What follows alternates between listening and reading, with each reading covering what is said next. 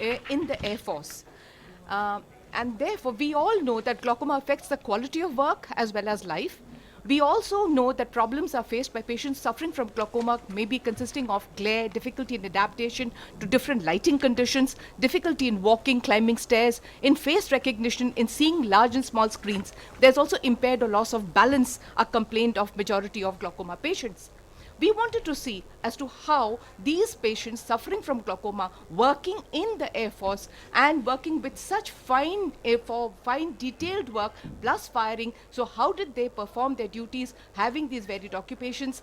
Activities had been affected by glaucoma or not? Did their medication, the timing of their medication affect their work?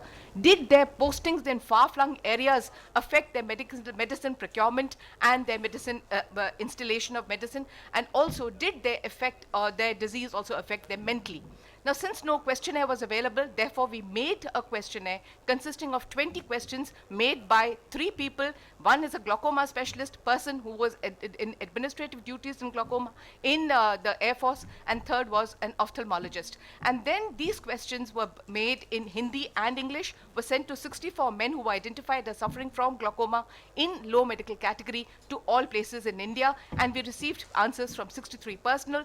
The responses were in very simple terms, as always, quite a lot, sometimes a little and none, and they were quantified as 4, 3, 2, 1 and 0. This is the bilingual questionnaire. I'm sorry, it's in very short small font, so it'll be difficult, but this is what we had sent. The statistical analysis was done by trained statisticians and was done using number and percentage for each grade. SPS version 3 was used for doing the statistical analysis. Now, all our patients were males. Their age ranged between 21 to 53 years. Their occupations as under. They were in the technical group and in the non-technical group, and their duties, as you can see, are absolutely varied. Air Force fitter, weapon fitter, MT fitter, mechanical system fitter, etc. And you can see air defense control systems operator, etc. And in the non-technical group, they also consisted of accountants, clerks, meteorological assistants, catering. So you can see there's a wide range of occupations that these people were having. The vision that we found ranged from 6/9 to 6/6 in all with correction and except in 6 personals. The impaired vision was 6/6 in one right eye, and as I have shown, so majority of them had enough vision to do their work. One of them had no vision, had only vision in one eye.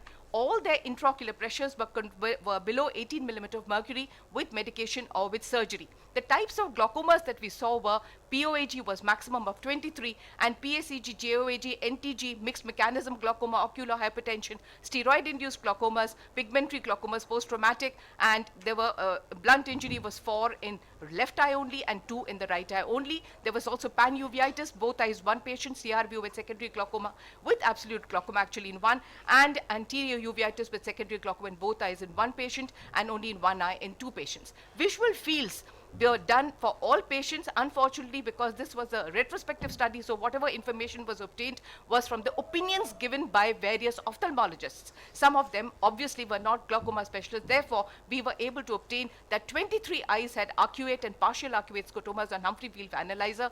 Hemifield defects were present in 2 eyes, paracentral scotomas in 5 eyes. Rest of them we only had MD, PSD, which were between moderate and also mild glaucomas. Type of glaucoma medications were combination drugs and single drugs that the patients were using.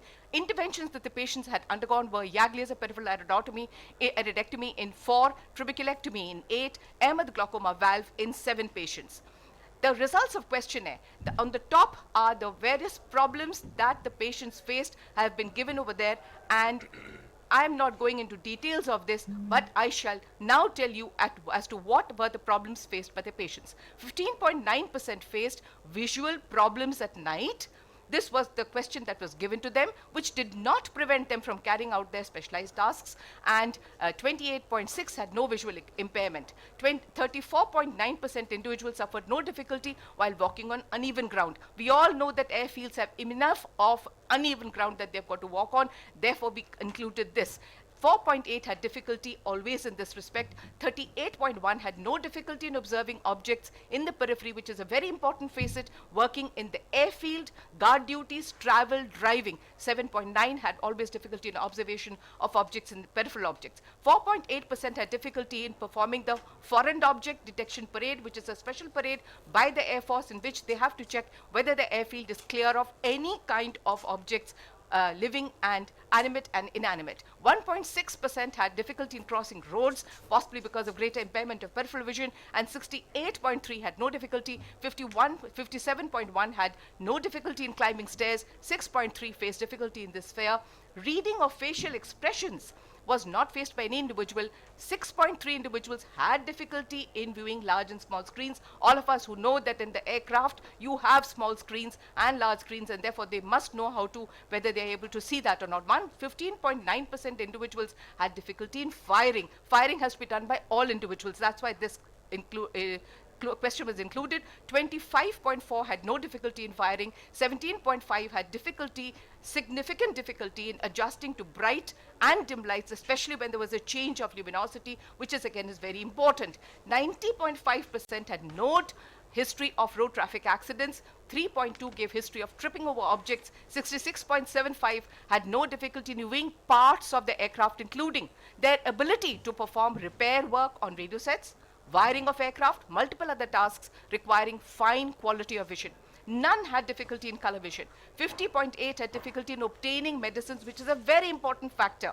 And 3.2 had difficulty in instilling medicines because of timing or because of working conditions. 69.8 did not suffer any side effects of medicines, but 22.2 were always worried about the condition of the fellow eye.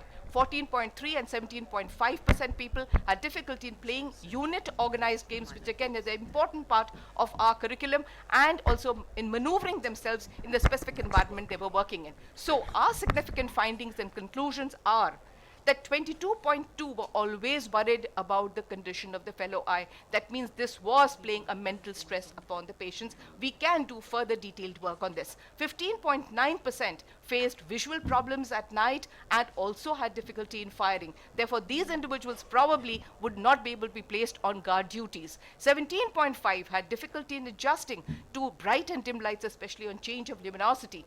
50.8 had difficulty in obtaining medicines. This is a very important factor which we need to think about, especially for people who are posted in very far-flung areas. 14.3% and 17.5% had difficulty in playing unit organized games and maneuvering themselves in specific environment they were working in. But despite the difficulties faced by some individuals, majority were able to carry out their work and job comfortably. Thank you very much. I acknowledge that because of security reasons, we had to obtain all types of clearances in order to get this work done. And to Air Marshal Pavan Kapoor, who was then the DG FMS, Group Captain Bharati, who was our medical officer, and all medical officers of units and all glaucoma patients. And my number, which I forgot to say, was P5829. Thank you so much. Thank you, Dr. Sagarika. Any questions, sir? Do you have any question to ask? May I now invite Dr. Dipanjal Pal to present his paper on... There is one question. Only one. Ma'am, you said that more than 60% patients did not have any side effects with the anti-glaucoma medication. That's quite a that's quite a bit, no? Because all of us who work with glaucoma know that there invariably is. But you know what happens is these people, one is their tolerability is probably slightly higher. Second is they're able to change a particular brand in case they have a problem with that brand. So that's why. But since they didn't complain of this was a specific question, because we know that glaucoma patients suffer from this, they weren't. So it was good for us. One more thing. Maybe I missed. Did you check for the contrast sensitivity thing also in these patients? No, it was not possible. That is why change of luminosity or change in lighting conditions was specifically asked for. Okay. Thank you so much. Thank you. Next.